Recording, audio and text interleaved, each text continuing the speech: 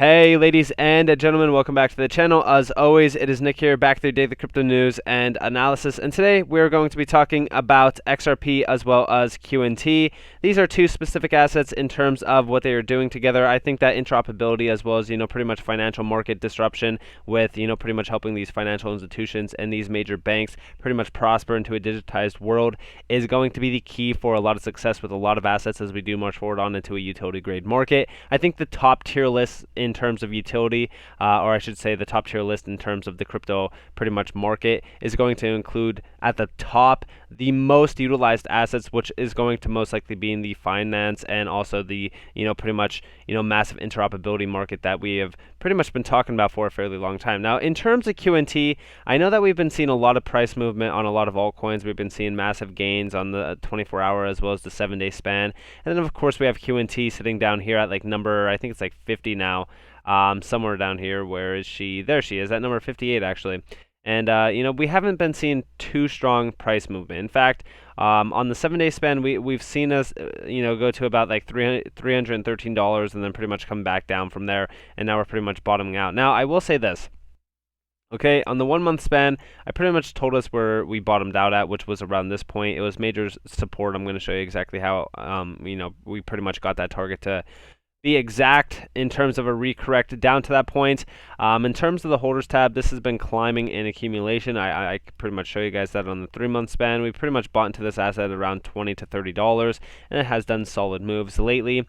And I do think that the upside potential for Qnt is extremely high. I think that this is a better store of value than Bitcoin, especially considering the supply to utility manner, as well as there is a possible supply to demand crisis going on right now with the supply for Qnt being very short. So, this is an asset that has a ton of demand behind it. I think that the upside potential, especially considering the future, is extremely bright for Qnt. And also, when we're talking about XRP, I think that them working together in terms of, the Digital Pound Foundation was a clear-cut, dry sign that Qnt and XRP are not messing around. These are going to be two assets that are going to prosper ahead in time together, and I think that we'll see more and more partnerships between them. Qnt has been partnering with a lot of the assets that I've held on a day-to-day basis, which is like LCX. We even see other ones. I think they are. I want to say that they're partnered with a few other ones that I'm in, but I can't think of the names right now. So when we're talking about Qnt, their ecosystem is continuing to grow and prosper, and the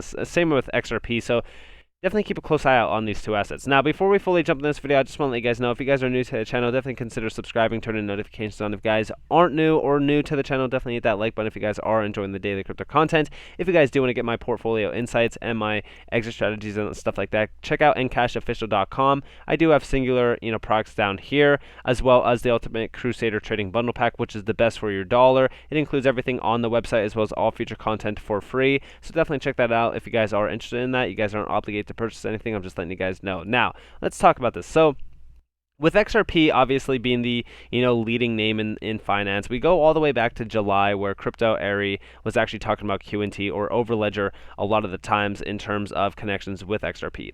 Now, when we're talking about a lot of these banks, and we're talking about CBDCs, and we're talking about all of these major innovation technologies that are happening in the fintech and the finance areas, we always look at the things on, a basis point on how they are going to communicate with one another. How are these CBDCs going to connect with one another and pretty much transact on a day-to-day basis when we do see global adoption happen for CBDCs? Well, we need something like Qnt's Overledger to pretty much connect a lot of these DLTs together to really kind of communicate with one another. That's that DLN that they've been talking about, that distributed ledger network, which I think is incredible. Now, in terms of this, she is saying, I've said many times, Qnt Overledger will be on top of most major blockchains for many use cases, and especially pointing out the integration with XRP Ledger. Yesterday, CEO of SBI Japan speaks to using Qnt not only for their FX business, but for the crypto business too, which we obviously know that the major integration with XRP has been bleeding into other use cases, like I said, the Digital Pound Foundation.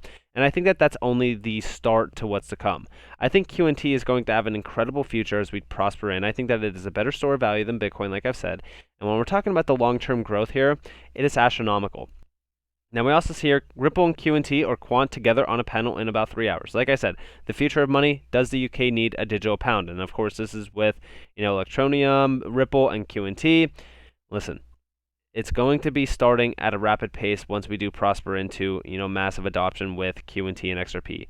I think that once we do see the major headlines of these countries pretty much adopting CBDCs, realizing the financial gain as well as the streamlined success with them, I think that it's pretty much end game. And of course, Qnt is going to be a leading name within the space for that as well. And of course, XRP with, hundreds of financial institutions and banks under its belt already, I don't see XRP and Ripple going anywhere at all. I understand that, the SEC in the US is, battling a court case with them, but I don't think that it's going to amount to anything, and I still think that XRP is going to prosper ahead of the game anyways. I think, Ripple themselves is pretty much sold on the idea of them winning this. They will fight till the very end. And of course, anybody in crypto should be pretty much cheering XRP on during this entire time.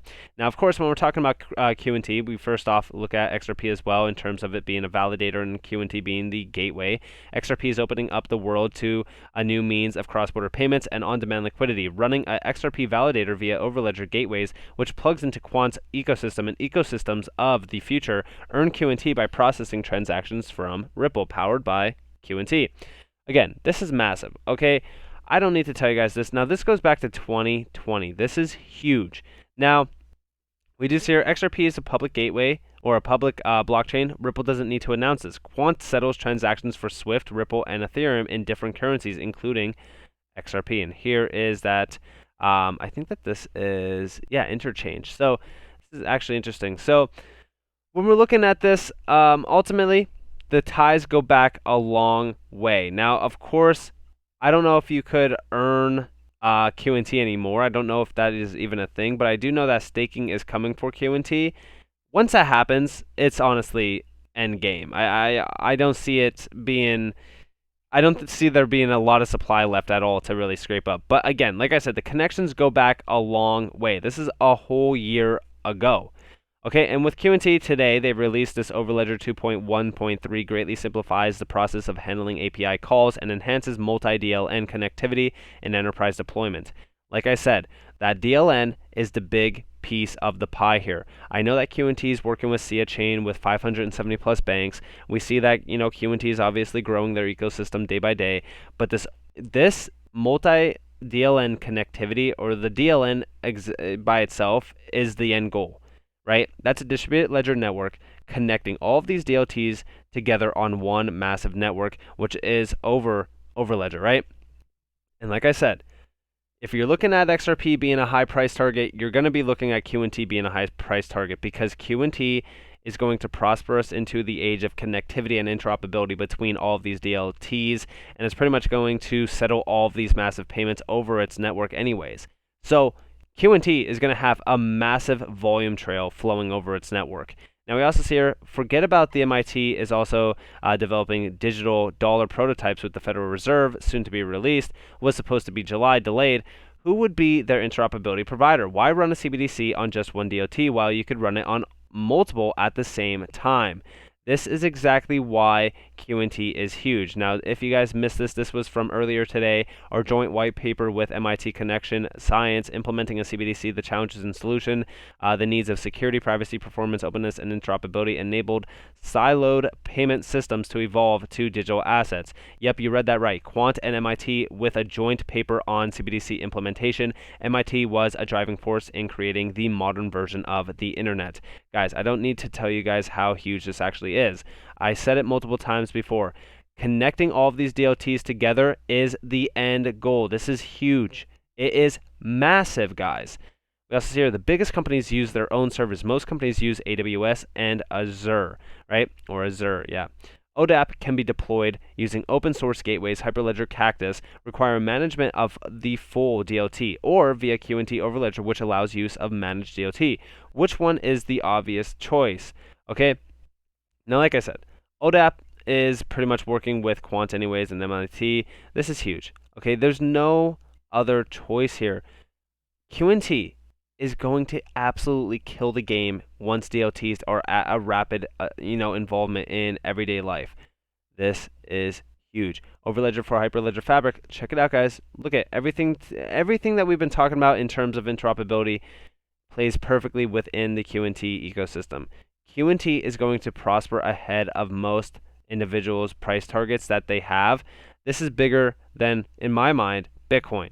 Of course, we do see here tokenized securities are a $100 trillion market. Qnt's ODAP, Internet Protocol plus IBM plus Intel plus MIT plus IETF will be positioned between stock exchanges like SDX Global and others to facilitate peer-to-peer trade between them. One use case of one vertical finance Qnt is targeting trading consortia, payment providers, banking networks, national infrastructures, global system integrators, global consultancies, all chains, all traditional rails. Governments can easily plug in through an API gateway without changing their infrastructure. And this is the end goal, right? Pretty much providing a massive connection for all of these major networks and all these major infrastructures as well. This is the digital asset network of networks. This is Qnt. The end goal here for Qnt is such a massive price target. I don't see it being under $10,000. I seriously don't see it. Okay, and that's why at this price that we're at, it's definitely a steal. But also, I just want to provide you guys with the value on why I assumed that we were going to come down to about $236 or $240. If we look back on the 4-hour chart and go back all the way to September, check this out, right? We retested this position perfectly, which was massive demand before we exploded in price. Okay, and I just want to say right now, currently, and let's go back to the daily chart, just so you guys know that that's where the support line actually is. Let me zoom in. There we go. Okay, so first off, let's check this out. Because currently right now, we're bouncing in between support and resistance. In fact, on today's drop, we tested perfect support at about $265 and held it. Every single time that we try to jump out, we hit massive resistance up here. But once we break out of the major resistance that is $336, it's end goal, right? We pretty much retest the all-time high, go into price discovery, and I don't see this being $1,000 or less. This will have to be $1,000 plus by the end of this bull run. I don't see it being valued anywhere less than that. In my mind, all right, first off, my Qnt is going to be locked away for good. At least a small position of it. Because this is going to be bigger than anything in this space.